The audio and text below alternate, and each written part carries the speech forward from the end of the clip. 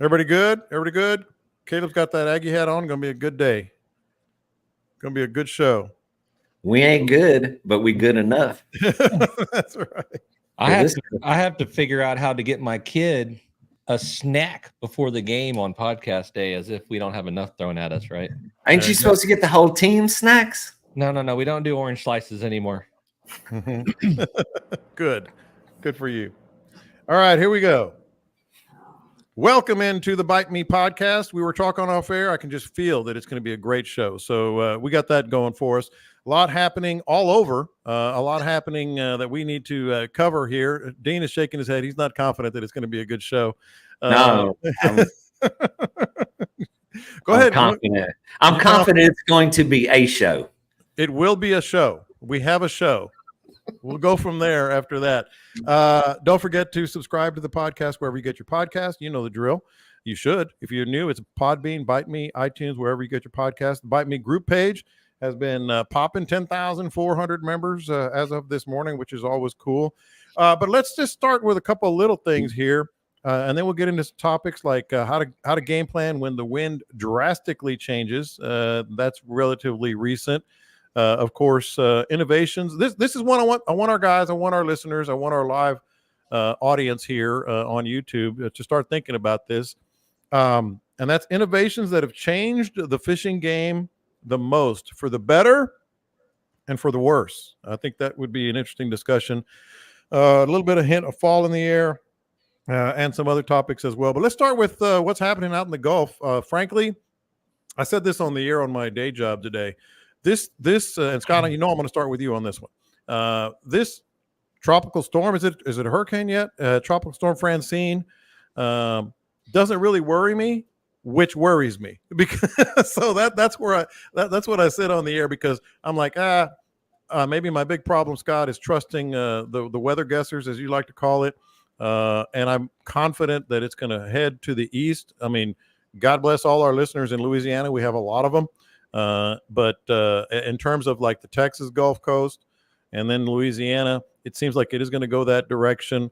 And yet we've been here before, Scott, where something pops back out into the Gulf and then redirects itself and comes back in. Talk me off the ledge here. I'm not worried, but I'm kind of worried. And all the models are pretty consistent, and they keep it over there, and they keep moving a little bit east. There's a high pressure system sitting over Western Cuba, and that's what's directing it. It'll suck it around more to our east.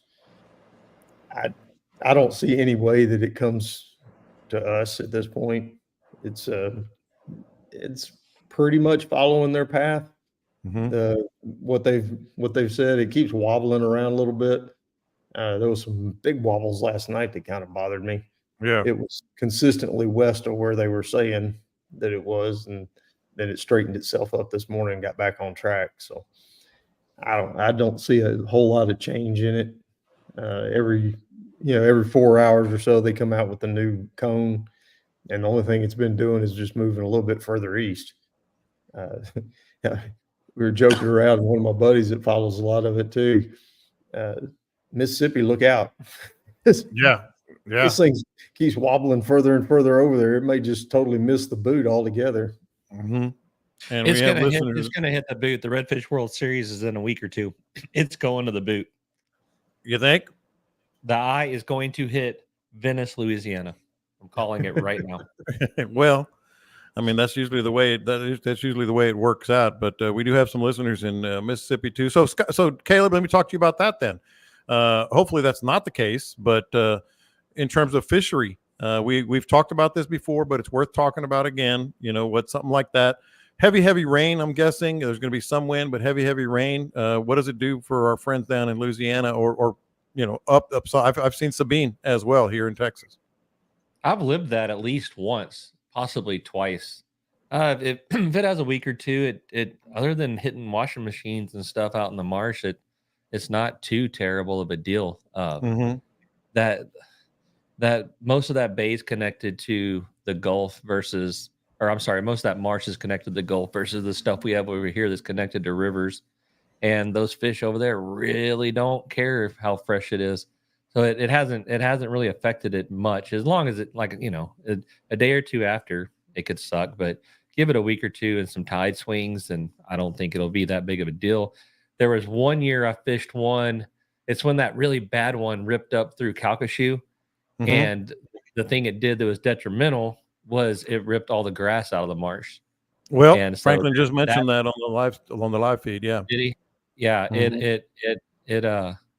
it made that a barren wasteland for fish. They just didn't want to be in there because it was just all mud bottoms.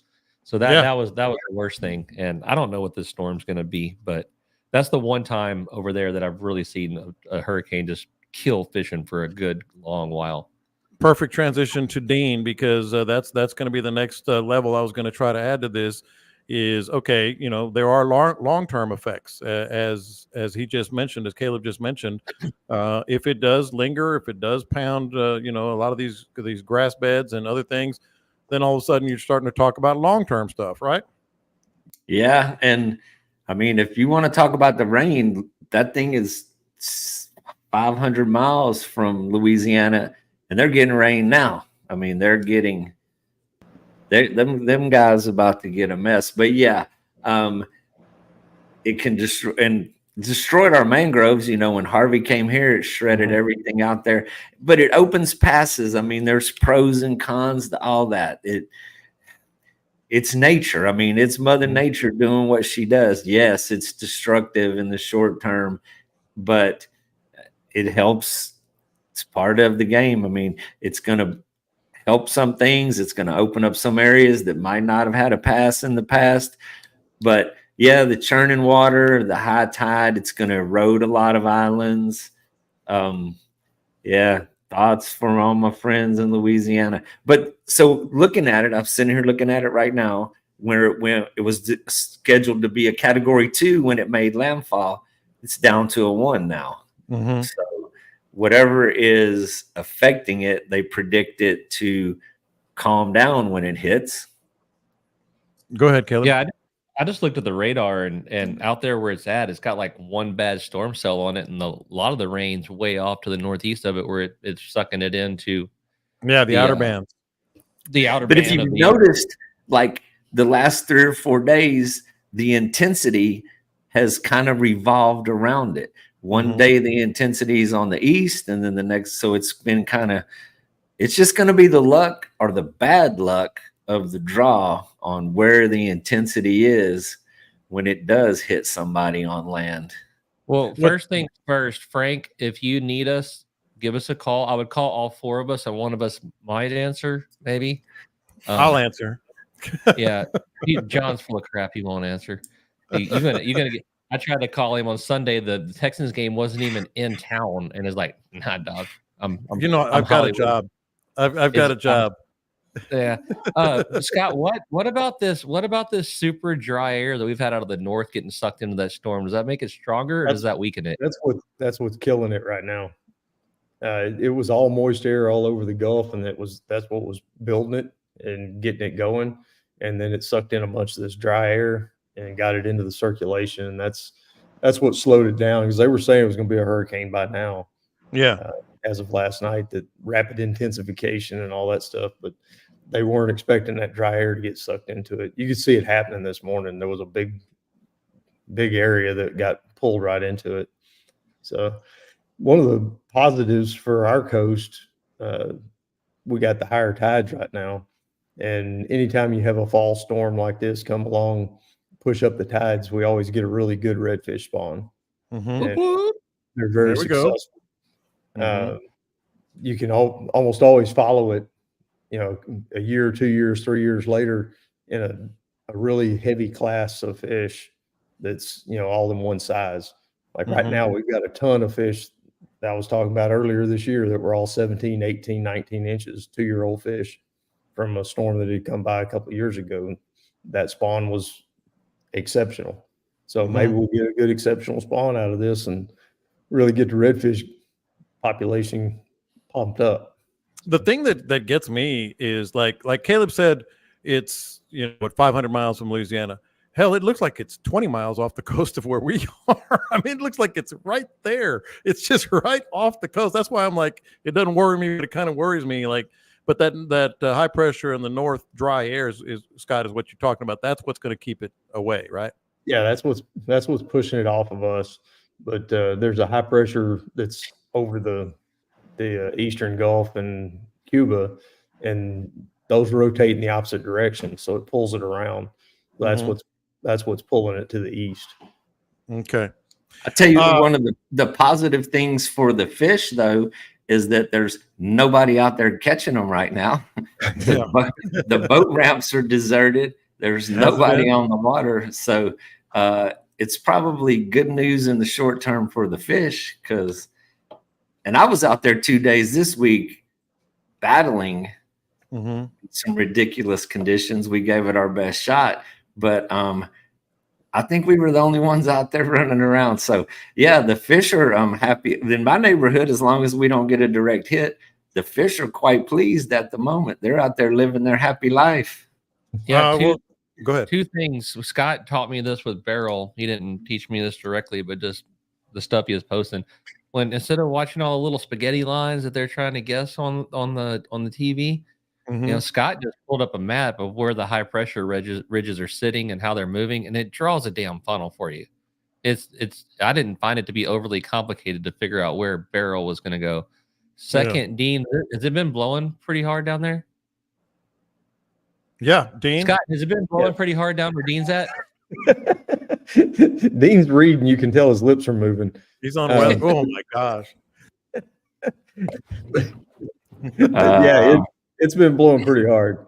So FG asked why there's so much floating grass in Port A, and when the wind rips for a bunch of days in a row, that typically comes from that. But what happens? So we always have the grass, but when the wind blows consistently in one direction, it piles up on shorelines. And then when it changes directions drastically and the tide comes up, all that grass gets dislodged. And it then all you gets stuck on my top water. You got big mats floating around. And yeah, that's a part of it. But the wind, and I mean, I know I think we have a topic coming up here in a little bit about. Yeah, we're going to get to that. Yeah. The wind's changing and all of those things. This is just ridiculous. 35-mile-an-hour north wind for like 4 days now. It's been a week. I mean, I lose track. Well, let's get into that one. I'll hop ahead here right now. But first, I want to mention a couple things. Caleb, we got to mention that we have another new sponsor that is, and the reason I want to mention it here is because, Scott, let me ask you, is it irony that Caleb brought a sponsor that's going to help us for the feeding frenzy, and it's Towboat USA?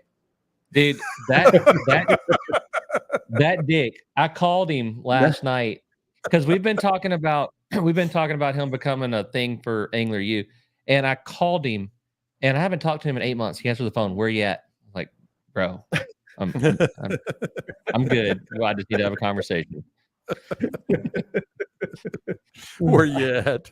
I mean, yeah, that's what I would say if I was him. Yeah. No, so I wonder what sponsor is really gonna kind of be joined at the hip with Caleb for the feeding frenzy. Oh, I know, Towboat USA. I realized the pickle I was putting myself in when I made this phone call, John, but I did it for the team. No, dude, y'all, you've been asking me for a while. What's Captain Caleb gonna bring to the Bite Me? Well, we've got a Bates Hundo in the drawings now. We've got a turtle box in the drawing. And then while Towboat USA is not like, here's a free thing for the raffle, everybody there can take advantage of it. And whether or not they make it there or not, I will have a phone number for you to call. And it's super cheap. It's from Key West to California. And I'm not even going to say how cheap it is for a year, but it's definitely less than $126 for a year. Okay, I wonder what that might be. What's less than 126? Oh, I don't know. Yeah. And speaking of that, we've added some stuff to the raffle. So it's not just if you buy a $50 raffle ticket, it's not just going to be one shot at an amazing prize. The 2024 Freedom Commander. We've added 3 things, including and now look, just so people know, we're going to make these other 3 drawings after the boat pull. Don't want to cheat anybody out of that. But after the boat pull, we're going to have 3 more. One of them is Sims Waders, a Waterloo casting rod, Daiwa Coastal SV bait cast reel. That's valued at about $1,000. So 50 can get you $1,000 worth of product. These next two are worth $1,000 as well. Guided duck hunt for 2 with Captain Jeff New, G2 green rod. Shout out to Emily, and a Lose bait cast reel. Then the third one, as I'm assuming Caleb has got this already, or will bring it. Turtle Box audio. I was supposed to get it yesterday, John, but I'll get it. I promise. Okay, so Turtle Box audio system, Waterloo spinning rod, and a Daiwa Procyon spinning reel. So, man, we got that going for us as well. One other question before we get to the wind topic, and this was just a message to me a couple of hours ago, and I think he posted something on the group page. I was amazed that this who was it? I forget who it was, and I'll get your name here in a second. He and his kids were walking along the beach, and they just started picking up, used soft plastic lures. And boy, if you see the picture, like, I guess I'm just naive. I'm looking at it now. It was Daniel Leifer. Probably 60, 70 soft plastics that people just, I guess they were fishing the beachfront and just tossing them on the beach. And I'm like, man, it's still plastic. I mean, it's still plastic, Dean. I mean, what do people how long has it been since don't throw any plastic around the water? Man, and yeah, that's a small example of what's taking place in the oceans. I mean, every place around the world is covered. And man, believe me, our beaches are probably cleaner than most of the beaches around the world with the things that get dumped continuously in the oceans. The thing about the plastic is it is in the water we drink. There's so much plastic. It's in the air we breathe. It is in our environment now. And it just amazes me. I mean, we've had this conversation. You go down here to the shoreline, the causeway between Aransas Pass and Port Aransas, one of the most beautiful pieces. It's a road that goes through the most beautiful water in Texas. Mm-hmm. And people come down and they just literally trash from every square inch from one end to the other. And it's fishermen, it's campers, it's everything. I mean, and the fishermen, they leave cast nets, they leave lures, they leave their trash, they leave their tents.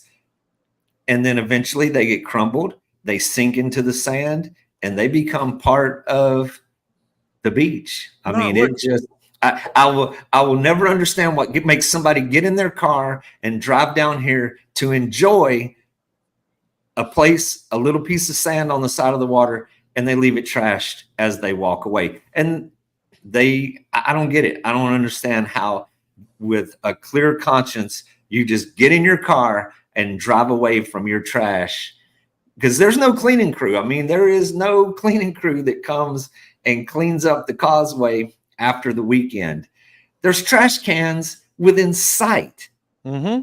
And then there's a pile of, and I blame the fishermen 100%, because it is fishing gear, fishing tackle, fishing line. I mean, you go out there in the mangroves, somebody gets hung in the bushes, they snap their line off, and there's a long string of 30-pound braid, 100 yards. Just, bird comes along, bird wraps his feet up in it. Turtles, everything. And it becomes a trap. So until there is, I don't know, man, until there's a change of thought process. But yeah, so many companies, Costa is one of the most amazing ones to kick plastic. They try to ban single-use plastic containers. Fill up a water bottle, take it with you, something that you don't empty. But I don't know, man. I was watching a show on Nat Geo a couple weeks ago, mm-hmm. and there's an island in the middle of the Pacific Ocean. I saw that. I know exactly which one you're talking about. Thousands and thousands of miles away, in this one little certain birds mm-hmm. nest on it. It's the only place in the world these birds that fly, pelagic birds, they land there, and every square inch of that island is covered with plastic. The baby birds eat it, they kill over dead, and that is how far the plastic has reached. Yeah, the whole island is floating plastic. It's like an eddy in the ocean where it all makes its way to it. On my new boat, I'm actually having my guy Steven he's building me a cup holder that's like 10 inches around, Mhm. and it's for setting a half-gallon Yeti jug in, so I don't have to have water bottles flying out of the boat and all that kind of stuff. Exactly. And Scott, the thing is, like, we can all, as fishermen, disagree on certain things, whatever, live bait or croaker, or I don't do that, or I do this, or I don't like this part of we can disagree on the tactics and the styles and approaches of fishing. But like Dean said, people need to learn. People know. People know. Like it's been in public service announcements. You see signs on beaches. You see signs on marinas and docks, and yet this is an absolute conscious effort to ignore that. That's what takes me off. Yeah, I was looking at that picture that was posted. Somebody lost a tackle box on that one. I don't know, because he said they walked 2 miles or something like that. I'm looking at just there's 6 of one kind, and they don't Yeah. look like they had hooks in them. If you blow it up, you can't see any tears in about half of these lures that are on there. So somebody had a little accident out there. But no, I see more stuff floating on the beachfront than you can shake a stick at. I mean, it's constant. And as soon as the worst part is when shrimper season starts, I get just tons of shrimper trash. And entire bags, black plastic bags that just got tossed over the side, floating out there. Back when I used to fish back in Greens, and that was kind of like my little backyard, I was in there every day. I'd have people actually comment about it, say, "Hey, man, for as close to Houston as this is, it sure is pretty and clean. There's no trash back here at all." Yeah, because on my days off, I'm picking trash up. That's me. I did that. Yeah. And I would come back with an entire garbage bag full. And during duck season, it was the absolute worst. It was incredible how many styrofoam cups from Buc-ee's and that were floating around back, coffee cups, coffee. It's just amazing to me that people just do what Dean's talking about. Just they love the outdoors and they love the place that they're at. Why trash it? Makes no sense. Yeah, I mean, as far as these soft plastics go, it doesn't take anything at all to throw them in your pocket. Put them.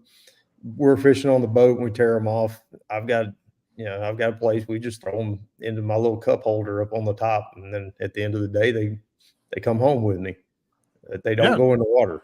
To me, it's a little game I play with my wife. It's like how many soft plastics are in his pocket today when we do the laundry, or she does the laundry, or whatever. And sometimes it's a whole bulging pocket full of plastic. Sometimes like 2 or 3. But how hard is that? Just put them in your. I mean, Caleb, I fished with you. You fished with me. We don't even want like a tiny little label off of a plastic bottle, our cap, to get in the water. We'll turn around and pick it up. It's not going to ruin your day, man. Yeah, no, it's just good juju at the end of the day. You want to catch fish, or don't you? Yeah. It's good juju. Yeah. No stinking doubt about it. One of the craziest ones I had about 2 or 3 years ago, I was on the beachfront and it was calm, but there was these, long swells, and I was out there by myself, just kind of looking around, waiting for the tarpon to pop up. I'm watching, looking, sun's coming up good. Man, there's a bunch of flashes up there right off the 3rd bar, man. I mean, I'd see them, they go away. I'd see them, they go away. So I worked my way up there nice and quiet. It was about, I don't know, 15, 20 beer cans. Jeez. That somebody had dumped out of a boat while they were out there fishing the beachfront. And those beer cans, every time they would come up on the backside of the wave, they'd sparkle in that sunrise, and it looked like a bunch of tarpon rolling, and they'd go away because they'd be on the backside of the wave. Look, man, you can pot lick, you can, drive too close to somebody. I think that you're a dummy if you do that, but I get it. It happens. That's your opinion. That's your attitude. You can do a croaker. I don't like it. These guys don't like it. That's fine. That's what you want to do. But plastic and trash, like there isn't a person out there on the water doesn't know better than that. Anyhow, so Dean, let's get to that wind topic. I thought it was a really good question, so I'm going to read it as I do sometimes. A listener, it's how to game plan when the wind drastically changes, as it has been changing drastically. I kind of have a 2-part question here for you guys. I experienced this last week and I felt lost on the water. What do you guys do when the wind blows from one direction for several days, then switches drastically overnight? Do the fish move, or do you just fish on the choppy side where they were? Also, how do you game plan on very windy days in general? So 2 parts there. You can handle, you can take whatever you want, but you can tell this guy, Dean, he's been on the water pretty recently because we've been experiencing a lot of that. I mean, if every day was 10 miles an hour from the southeast, my life would be simple, but it just wasn't meant to be that way. And if you're going to fish, you're going to endure, or if you're going to fish that much, or, if you can pick and choose, that would be great. But if you're going to go when you can, I mean, there's days you're going to endure challenges. And I mean, this one has been very extreme. I have some guys down this week that I explained the challenges, not just the wind. I mean, the outrageous high tide. We got 2 feet above normal. So it was just a beat down, man. It was combat fishing. Everything happens fast. Everything. You're casting faster. You're retrieving faster. You're trying to stand on the boat when the wind is trying to blow you off of it. It takes all of the details out of it. I mean, you're not being specific. You're not targeting any fish. You're just casting as much as you can and covering as much water. And in spite of all those challenges, I mean, when we got a lure in front of a fish, they ate it. I mean, it wasn't really fast. I can't say it was fast and furious by any means, except for the wind was fast and it was furious. But to me, it's part of the adventure. You go out there, you look at the positive side of it, and you chalk it up to experience when you're done. But that's what I told the guys. I was like, if you want some adventure in your life, you came to the right place on the right day. So let's go get some. Yeah, you will. Okay, so Caleb, there's 2 other parts of his question that I thought were really interesting. And I know, you've done this because I know you. He says, do you fish on the choppy side of the water? I guess that's not the windward. What's the opposite of that? I forget. But leeward, I think. Leeward. I've never figured out which one is which. No, it's the windward. It's the windward. The leeward is the calm one. I call it the windy side and the calm side. Am I wrong? No, yeah. Okay. Go ahead on, Scott. Go ahead on. I know you just can't stand it. Go ahead, Scott. That was a few years back on the kayak fishing board. There was an entire thread that went on for days. Weeks. Windward and the leeward. It's gone on for years. Look, we're still having it now. About there's leeward and side, windward. there's a calm side. Let's just go that route. I mean, let's make it simple. But the leeward is the calm side, right? No, you call it the bumpy side or the flat side. Yeah, it's like starboard and port. We're past that time, right or left, dude. No, I don't do that. When I first got a boat, I tried to be Mr. Captain way back in the day, and I was like port side, and then like, what am I doing? Like, what? Everybody just looks at you. Yeah. I still have to think to myself, port has 4 letters and so does left. Okay, now let's proceed. That's good. I never thought of it like that. Yeah. So can we establish, Scott, leeward is the calm side, windward is the windy side, right? I don't think it is. Okay. I think windward is the side towards the wind and leeward is the side with the wind. Okay. Here we go. I looked it up, Googled it. Okay. Windward is the direction from which the wind blows, while leeward is the direction towards which the wind blows. So leeward would actually leeward be is the choppy side. The choppy side. Boom. Yeah. I almost said a bad word. I was so proud of myself. To be fair, I did say that first. I just flip-flopped. Okay, Caleb, back to the topic. So anyway, I fished the leeward side. Yeah. Okay. So he asked about that. Like it's been blowing for 4, 5, 6, 7 days. Then it turns and it blows the opposite direction. I personally, I don't do it when I'm just having fun, but if I were in a tournament or something, I might go to that leeward side. So there's particular scenarios. This is just how it works thing. This happens to me in tournaments. If it's not tournament day, I'm just probably not going to go. But this happens to me in tournaments where I find a good wad of fish on a south shoreline, and then like 2 a.m. there's going to be a big front blow in, which is every stinking trout tournament ever. Yeah. And so I'll go back to where those fish are holding because there's not a lot of time between when the wind swapped and whenever I'm going to be there fishing them. Now, if it does it for extended period of time, then I'm probably going to go find something protected. We're coming into the time of the year where we're going to start getting those northeast and northwest fronts. The winds, south, southeast, or whatever. And then it's going to turn around and rip out of the northeast or the northwest or whatever. I'll go that's when we start talking about our dumps. Then I'll go fish that windy side because it's either A, pushing water up into something, or B, sucking water out of something. That's why I'll go fish the windy side. If I don't have a good reason, like a good incoming or a good outgoing, or there's fish there and they've only been getting pounded on for a couple of hours, I'm not going to go get my butt kicked trying to fish a windy side. Now, if we're talking about it's blowing 15 out of the north and then it turns to 15 out of the south, don't care. I'll go do it. Yeah. But if it's one of those deals where it's going to suck over there and I need a good excuse, those are probably the top 3 excuses that I'll have to go mess with that. You and me both, brother. I mean, you and me both. The only time I've ever done is like, well, I'm in a tournament. I'm going to try. I think there's fish there. Yeah, that's the only time I would do it. Okay, so Scott, that leads to the other part. I knew I was going to like this topic. Okay, wind blowing 4 or 5 days, drastic change, whether it's overnight or in the evening or the day before, whatever, starts blowing hard the other direction. Do the fish move? Not right away. I mean, the fish are going to do what the bait fish do. And the bait fish aren't going to get moved that quick. So like Caleb was saying, wherever you were catching fish before the wind started, they're still going to be in that area for a short period of time, until the bait gets moved around. Once the bait moves, then your fish are going to move. One of the things I love fishing on when it got real windy over in Louisiana, I would fish the backside of the points. I'd be in the calm side, but right off the end of a point. I took Caleb to a spot just like that when we were over there, and those big bull reds set up just in that calm water right off the edge of that where the eddy was. The wind blows the current.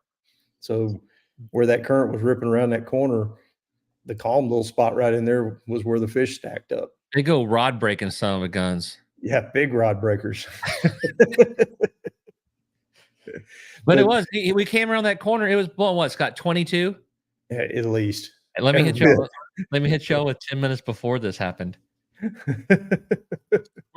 We're poling down a shoreline, and straight windward, there is a redfish milling about 50 yards away. And I'm like, Scott, take me there. And he looks at me like, dude, shove it, bro. His wind's blowing right in my face. Got to get me there. And so Scott's like, all right. And he pulls me 48 of the yards I needed to cover. And I'm talking, this fish is 3 feet out of casting distance. And this little duck comes out the grass and does that run across the water thing, trying to take off, and kicks this fish right between the eyes and blows him out. Scott said grandfatherly things. But yeah, that wind was ripping, and we came around that point in that little calm spot, and it wasn't like we casted under some redfish. They were boiling out of the water. It was cool. All right, Scott, tell the rest of your story. Man, dude, I wish for 22-mile-an-hour wind. That's like a cakewalk. That's a normal day in Aransas Pass. It was blowing 2 the next day when we drove home to Houston. Yeah. Hey, if you look at the forecast in 3 days, it's going to be 6 here. So that's what they're saying. Go figure. I'm looking forward to behind this storm. We're gonna go out and try to catch chicken dolphin close. I'm hoping this storm, man, what if it would move in some weed lines for us? That'd be cool. It's a little soon for that, Caleb. I'm doing it in a 50. Good luck. I wish you all the luck in the world with that. But the ocean is churning. It's going to take more than 3 days. Did you see how much y'all noticed this or not? George Clooney caught? Like, they lost their lives. They caught so many fish. I don't know if y'all have noticed this or not, but the teacher's microphone's not on, so he can't stop us right now. Help. I wonder if his headphones are working. It ain't happening. I like that look of panic. Look at all the buttons he's pushing. He's pushing so many at once. Now he's looking down. He's So, gonna John, give us a thumbs up if your headphones are working. he's gonna check his phone just in case Okay. his phone does it. Oh, spark plugs. The spark plugs out. Have you checked the carburetor? Blowing it. How's the pee hole? Yeah. Pee-hole. John, and he doesn't do crisis mode well either. He's clearly like he thought he fixed it. Look, he grinned and he thought he fixed it, but he didn't. He still No, hadn't fixed it. no. No, he's still out of the teacher's out of the room, boys. What did he say about Sunday? I've got a job, Caleb. Isn't this his job? Yeah, right. All right, you jerks. I hit the wire with my hand and it unplugged, and I just realized that I did that. This is my life. This is what I do, Caleb. And here I was gonna toss it right to you because you had something you wanted. Hey, to it's a talk good about. thing that that barbecue sauce deal was working out for you. You always got something to fall back on. Hey, John, I got a new couch at my house. This great big fluffy watch college football, and I'm gonna call you so you can come over and teach me how to like cook legit barbecue. Now that I got me a sit on the couch and football day thing. We spill some sauce on it. Be more than happy to do that. Now, John was going to call on me. But I'm not now. Sorry. Let's move on. Next. No, go ahead. Hey, so Scott and Dean don't even know about this yet. So we're bringing some Angler U boys. Y'all asked me a long time ago to get some stuff together. And just like I tell my wife, I'll do it. Just quit asking me to do it. Like, well, I got her a Generac generator and she wanted that in 21. And I told her yesterday, happy anniversary, baby. I told you I'd get it. Anyway, so at the AU, so the 2026 Feeding Friends is going to be off the charts. It's going to be sick, dude. It's going to be sick. We'll give away a generator. Yep. Yeah. I know people have been wanting caps, so we're doing this thing. The Angler U booth, the first 50 that sign up get a free hat. But if you're already a member, aside from the turtle box and the baits reel that you guys are raffling off, if you're already a member, just come by, talk to me, say what's up. And we'll give you a raffle ticket that will get you in the drawing along with the new members for a turtle box and a baits reel. And then our guys from Lone Star Lithium are going to show up and they're going to have a discount for everybody. If you're interested in lithium batteries, don't buy one until the 21st. And it's less than $126. That, you know what? They're not mine. Sure. All right, so this is another one that I was looking forward to, and I know you guys are going to have something in the barrel here. Which innovation in fishing has changed the game the most for the better, and then for the worse? Y'all know this is like a game show when you don't read the rundown. I want to push the buzzer. I know the answer. I feel like John could be giving those Steve Harvey looks like, are you kidding me, dog? This is wild. That's right. We got a great show for you tonight, people. Or as Steve Harvey likes to say, we got a good one. We got a good one going on tonight. Dean, you buzzed in first for $50 and the chance to advance to the next round. Innovations that have changed the game for the better and for the worse. Okay. Let's go. I mean, man, the boats, the engines, more than anything, the motors on the boats, they're dependable. They're engineering works of art. I mean, back in the day, you used to have to carry a toolbox with you and shit to work on your boat. You have to get back there and squeeze that bubble all the time. If something wasn't working, you thought that was magically going to make it run if you just squeeze that bubble enough times. But engines are amazing, man. Boat motors are ridiculously dependable. The sky's the limit. You can go as far as you want. You know, you used to be limited on distance, you know, with concerns. Or maybe that was just my motor. That was just maybe that was just. I think so. You've made it out of that era. Don't ask Caleb that. What about for the worse? YouTube. Oh, somebody said here social media. Dude. Yeah, social media, YouTube for sure. You have and here I'll tell you why.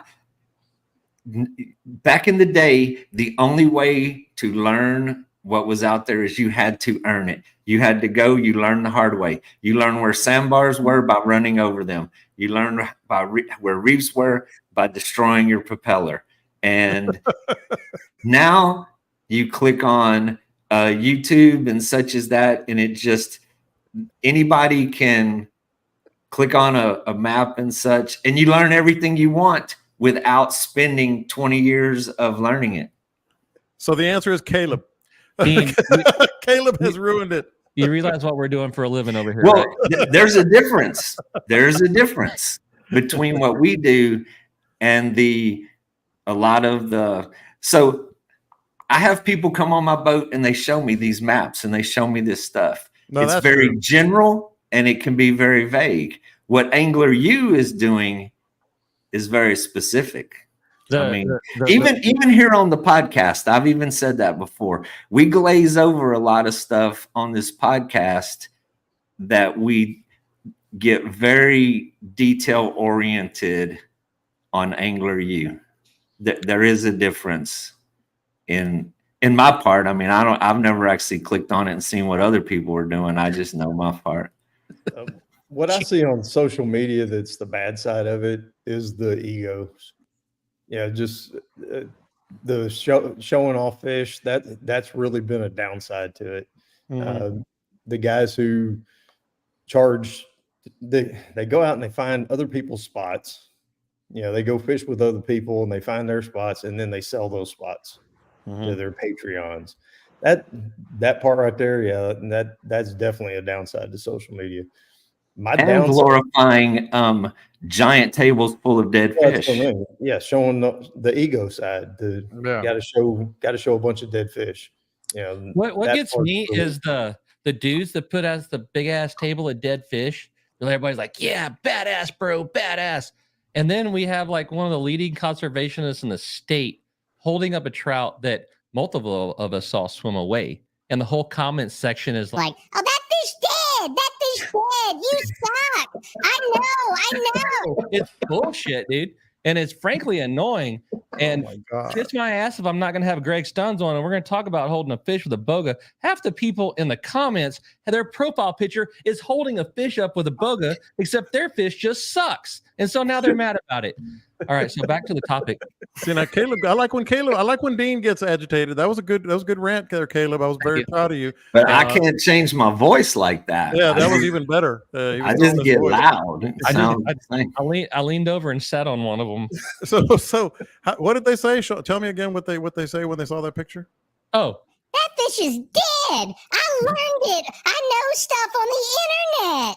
What actually happens is they go on because they're like, oh man, that's a badass fish. And they go on to the comments and the top 5 comments, because they're the most interacted with comments, is at the top. And so this dude's like, oh, that's a cool fish. I'm gonna see what people, how big was that? I'm gonna go look. And then the first 5 comments are people going, oh, that fish is dead. That fish is blah, blah, freaking blah. And they're like, oh, me too. It's a me too society.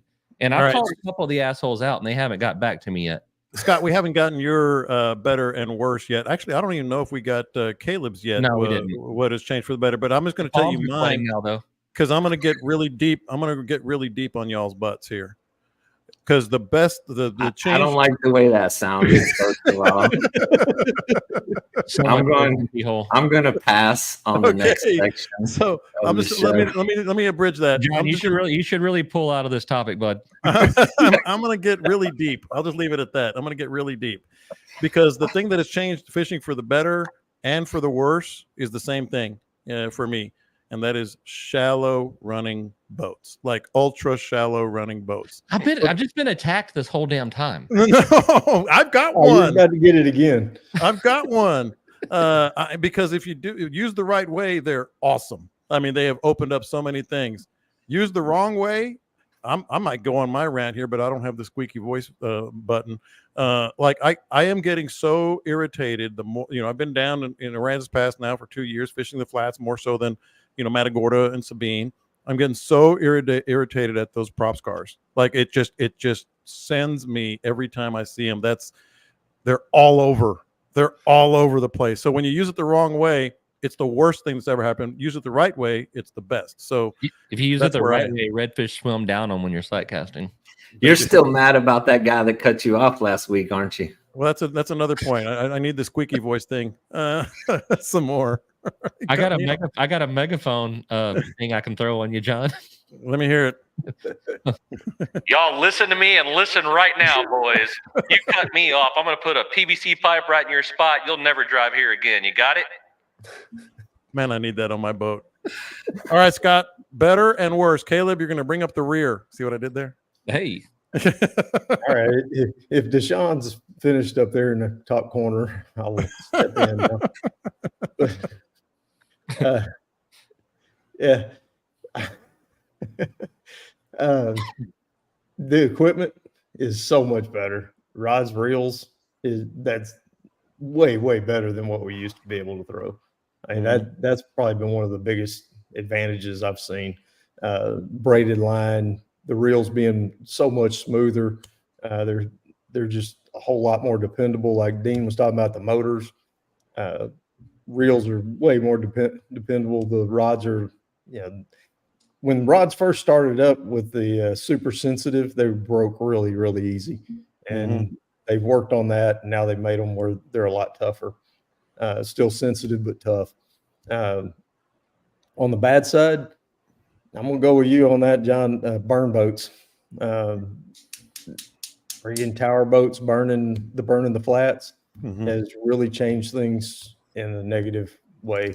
Redfish don't act the way that they used to act up on the flats in a lot of places where they get burned all the time. And I'll add airboats to that while I'm at it. Oh, don't get Dean started. I thought he was going to say tower boats for a minute. I was like, God dang. I was like, he is going up in somebody's butt now. I feel attacked. That's what I mean by burn boats. Everybody knows what a burn boat is. And that has really changed things for the worse, honestly. I mean, it's changed the way redfish act and react on the flats. Did you know if you burn it over 28 miles an hour, they don't have time to move and you can see more of them? How do you know that? How do you know that? I was told that. Okay. So Caleb, better and worse. Well, the better obviously is Angler U. It's just the greatest thing that ever happened. Dude, we get it. Okay. The worst part is there's some people over here that still text me for advice, but haven't signed up. No, man, the better and the worst to me, because I'm not gonna get real general. I'm gonna go with just like my experience and what I've seen. Is the GPS map cards on a boat. They're better because you can figure out more places you can fish. You tear up less equipment, but they're worse because a lot of those places stay good for a long time because people were just afraid of them. And once they learned how to use those cards, they're not afraid of them anymore.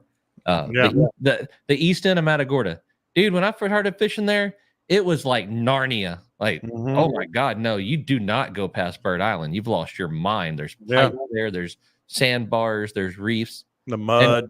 And now I see people down there in blue waves. It's like, all right, the back lakes. And so it's really good because I'm not going to tell somebody, well, you haven't ripped your lower unit off 5 times, so you don't deserve to be here. I mean, use the equipment you got.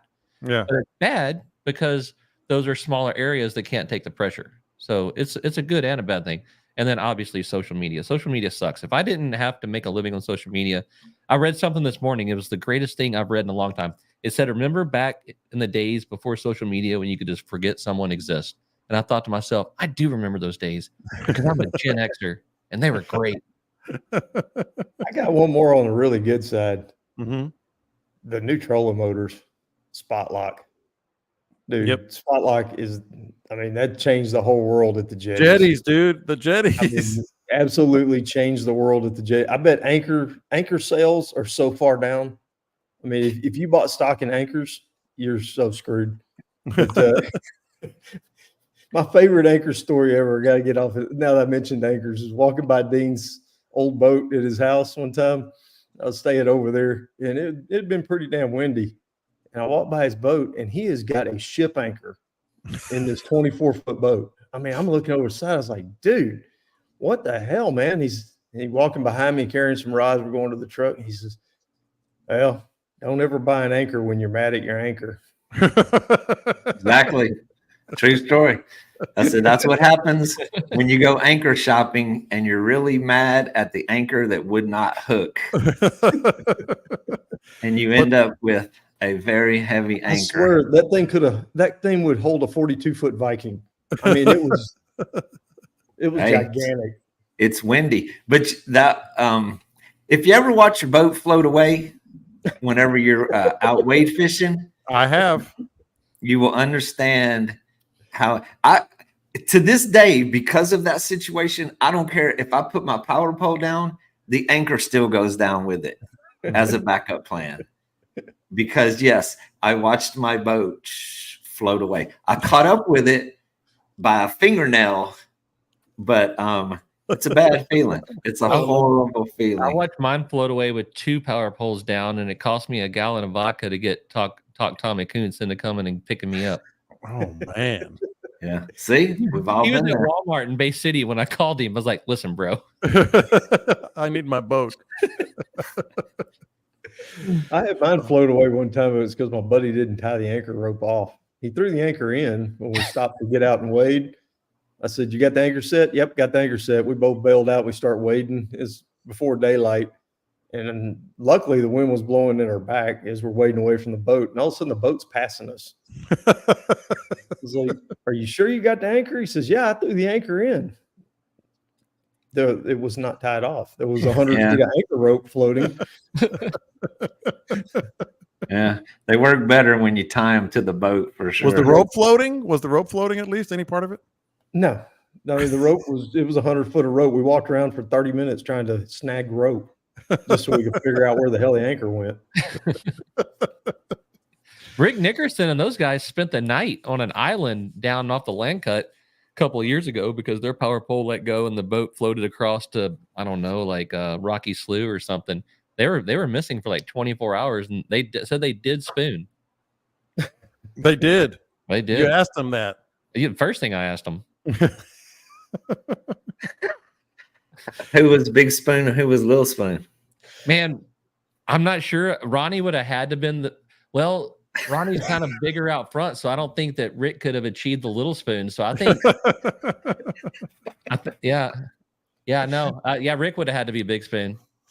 But you got me thinking, Scott. I mean, like all the things we used to do, and I know you guys did them, like with an anchor at the jetties or a rope at the jetties or trying to do this or that or manipulating once we got the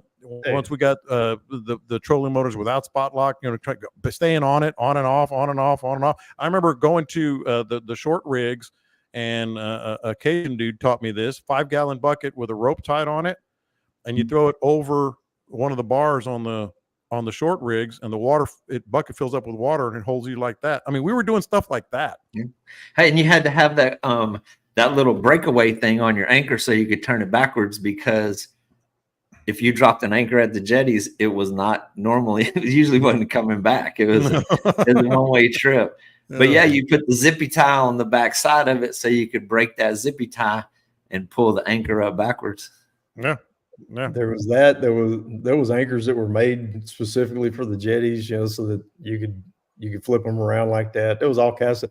If you fish the jetties regular, you carry 2 anchors, because you were going to lose one at some point, and then your day was over with if you didn't have a second one. Yeah. My anchor's so big I couldn't put 2 in the boat. It sank. That'd be cool if you could hanging off the front like a battleship. It was inscribed on the side. It was inscribed on the side, Queen Mary 2. It was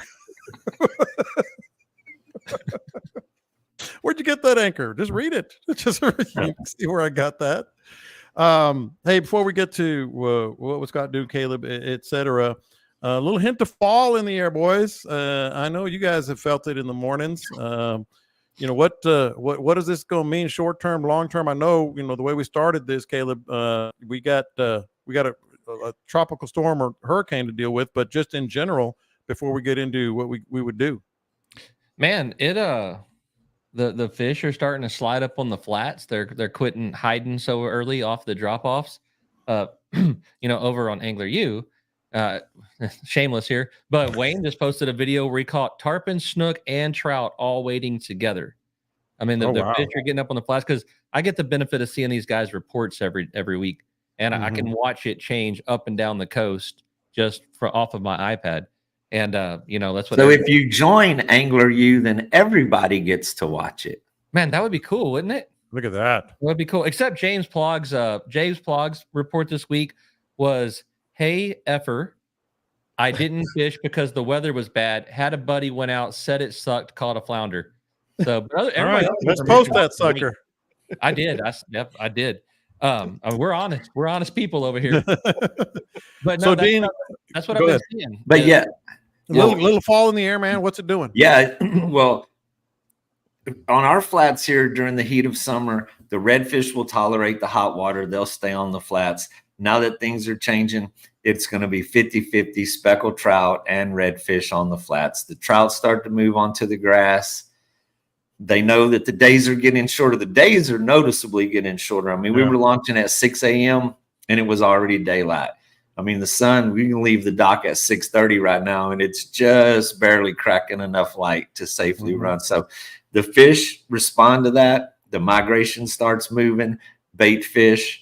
And yes, the best thing about our area at this time of year is the speckled trout will move up on the flats with the redfish, and you have 50-50 chance on every cast to be either one of those. And Scott, I'm not going to let I'm sure unless you have something to add that they didn't talk about. I wanted to ask you the other thing that we got here. I promised him we'd get to this topic, and that is how you stay engaged when you're blind casting. And you guys hop in on this too.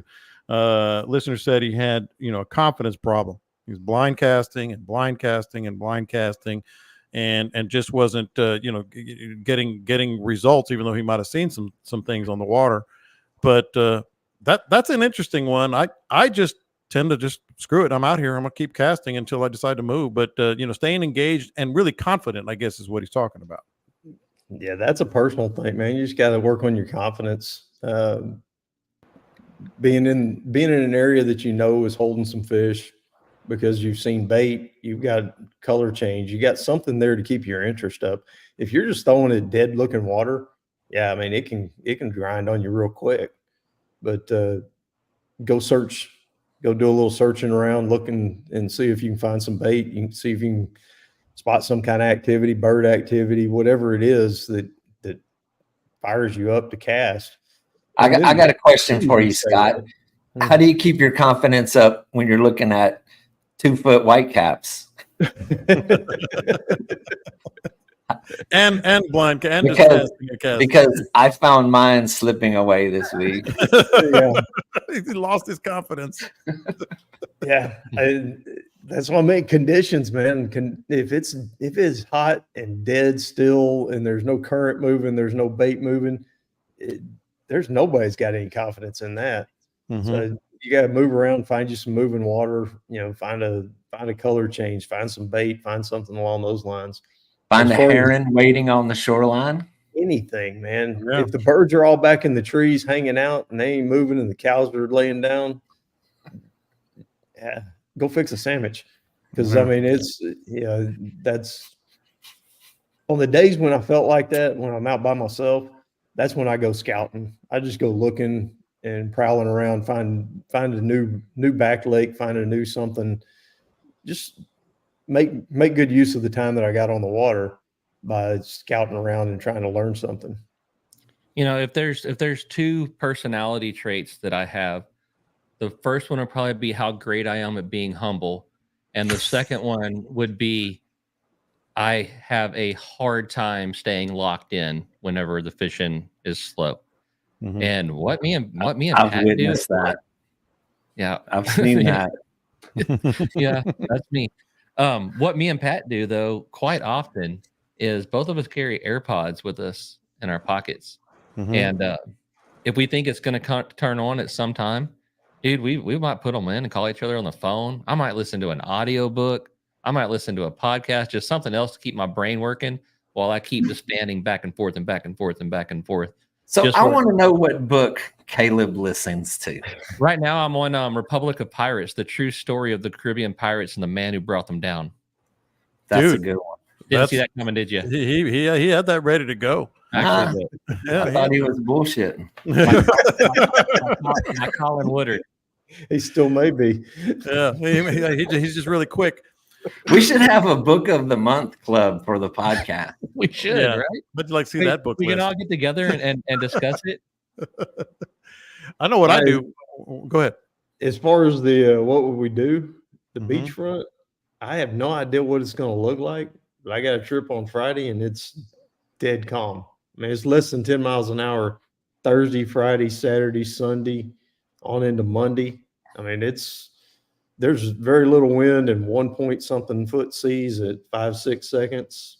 I'm fired up a little bit about getting out there and seeing what it looks like on the It looks outside. Gucci for a while. It looks. You know what's going to happen now that you said that, right? And we're gonna all catch a bunch of fish. Yeah, It's he just put the jinx on it. Yeah. I do have a hard time buying that by Friday it's a light southeast. I feel like we're still catching a northeast. I mean, it depends on how big that storm gets and how fast it moves. But It's supposed to I be have up. By then, it's supposed to be up like Tennessee, man. I mean, Oh, really? Mhm. Yeah, it's supposed to really pull up quick once it gets out over land. Yeah, no, but it looks good for like the next 2 weeks. Like, and this time of year, I experience you have some good days and then you have slow days, like because it's not quite transitioned into the awesomeness. Mhm. But the days that are good are pretty stinking good. So what would you do then, Caleb?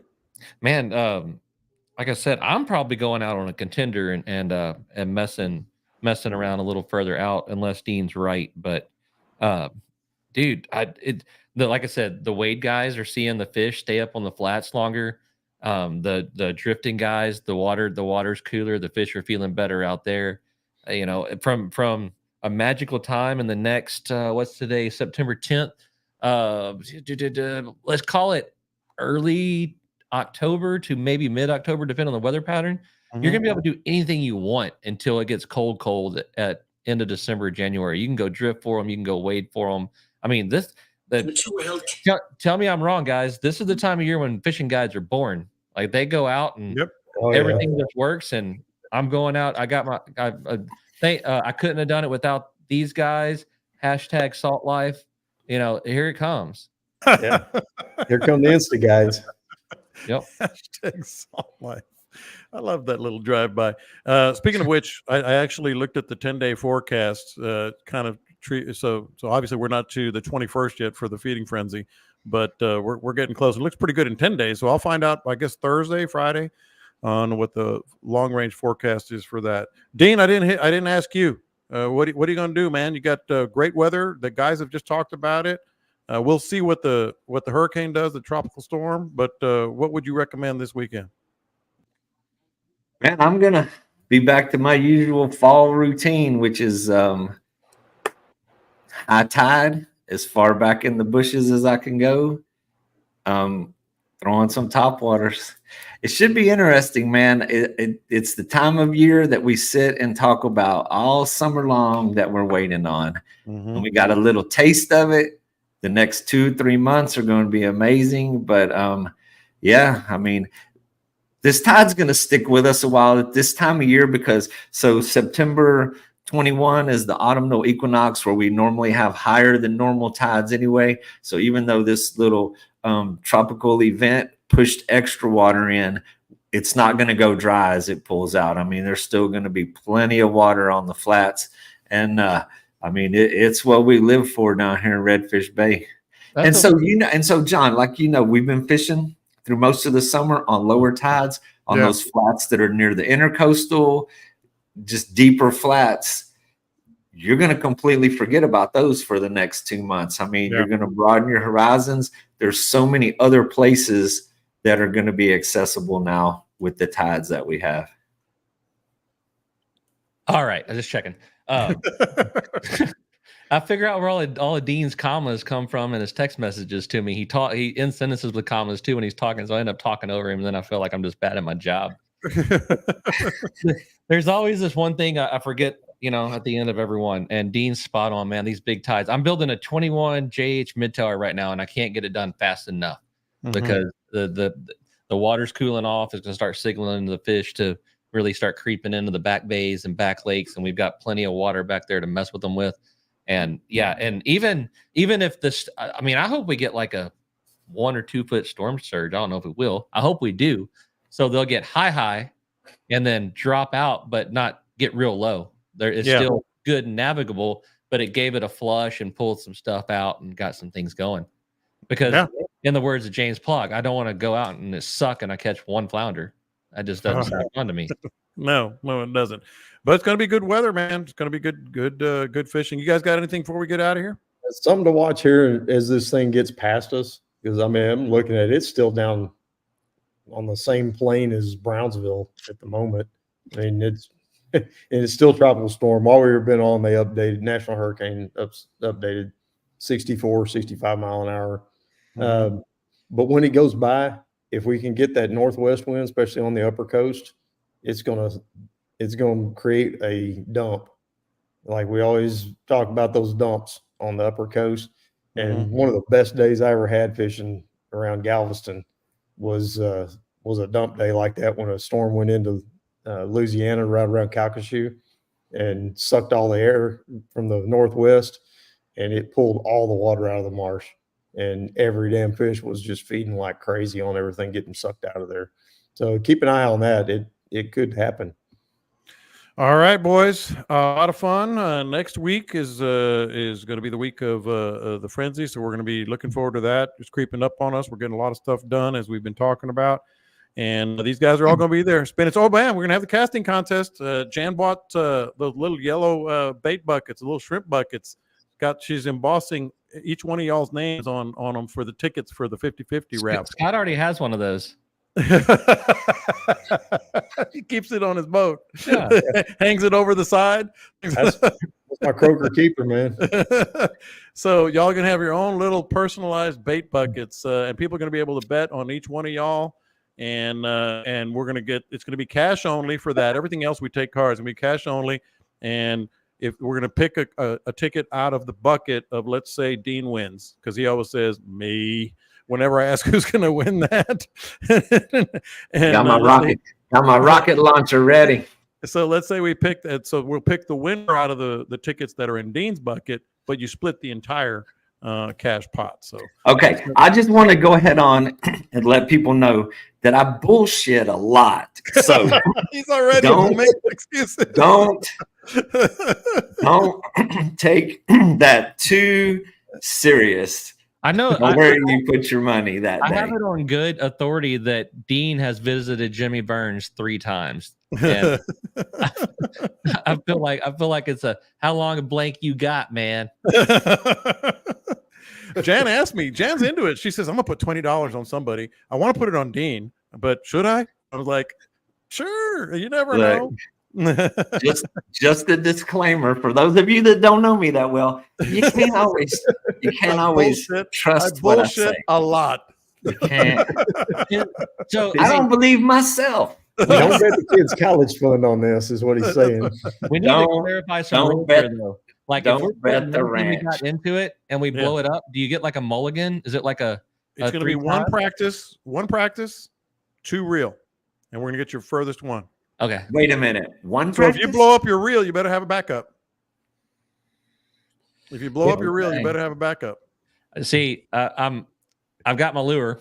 No, you don't. I'm bringing the lures. I'm bringing the lures. Because if I put 7-pound leader on this, I can pop this sumbitch off and shoot it all the way to North Padre. All right. This is I did tell her that I thought one of you had something up your sleeve. You told her one of us was going to win. That's what you told her. I did.